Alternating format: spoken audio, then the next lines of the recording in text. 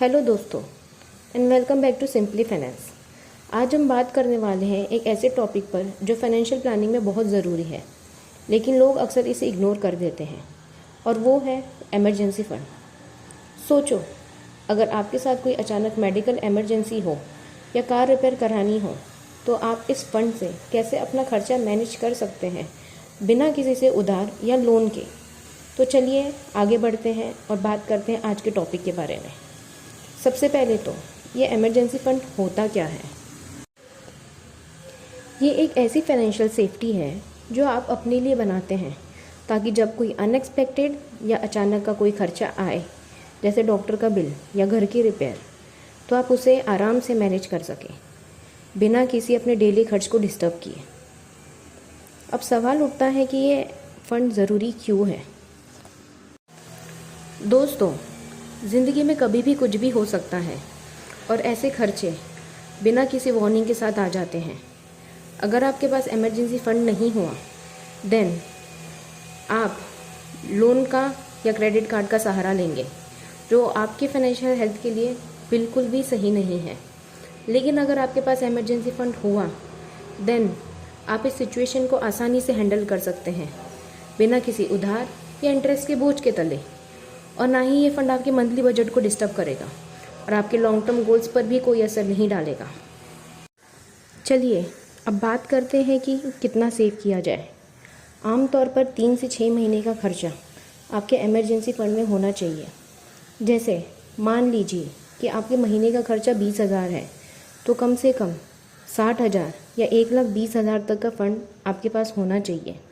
और हाँ, याद रखिए, आपको अपने लाइफस्टाइल के मुताबिक एडजस्ट करना है। अगर आपकी इनकम स्टेबल है, देन 3 महीने का टारगेट रख सकते हैं।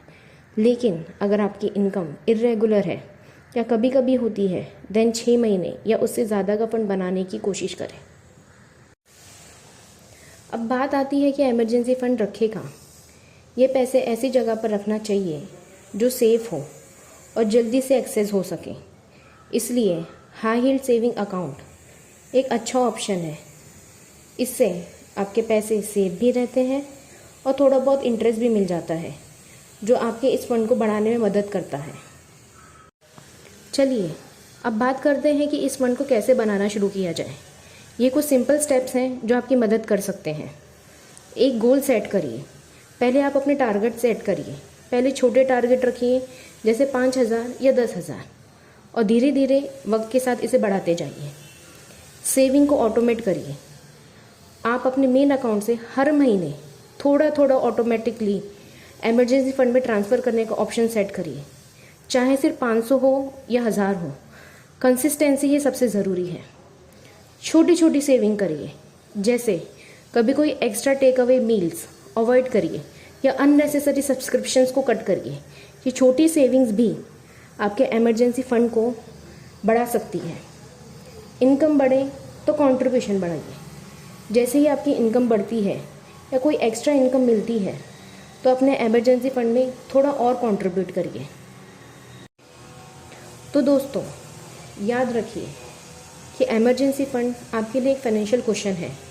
हो सकता है कि इसे बनने में वक्त लगे, लेकिन थोड़ा थोड़ा करके अगर आपने कंट्रीब्यूट किया, देन ये फंड बड़ा बन जाएगा। तो स्टार्ट कीजिए, कंसिस्टेंट रहिए, और यकीन मानिए ये आपको एक अलग ही फाइनेंशियल सिक्योरिटी का एहसास दिलाएगा। अगर आपको ये वीडियो हेल्पफुल लगी, then please do like, share and subscribe Simply Finance. और हाँ, कमेंट्स में बताइए कि आपने अपना इमरजेंसी फंड बनाना शुरू किया। अपने एक्सपीरियंसेस और टिप्स भी ज़रूर शेयर कीजिए। तो चलिए मिलते हैं अगले वीडियो में।